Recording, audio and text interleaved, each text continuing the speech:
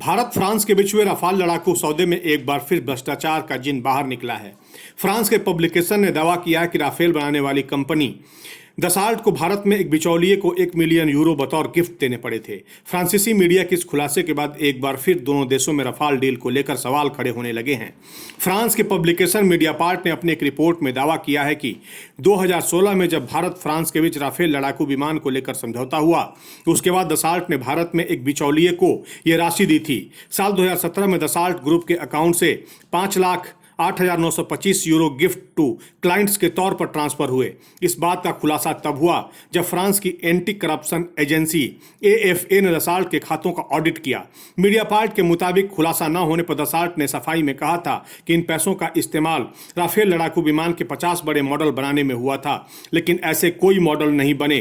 फ्रांसीसी रिपोर्ट का दावा है कि ऑडिट में यह बात सामने आने के बाद भी एजेंसी ने कोई एक्शन नहीं लिया, जो फ्रांस के नेताओं और जस्टिस सिस्टम की मिलीभगत को भी दिखाता है।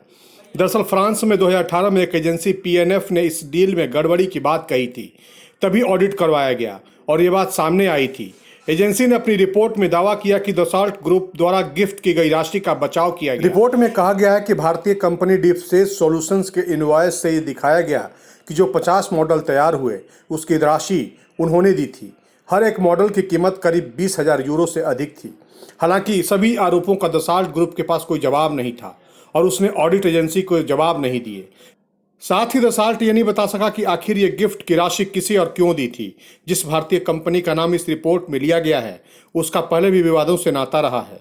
कंपनी का मालिक पहले अगस्ता वेस्टलैंड घोटाले के केस में जेल जा चुका है।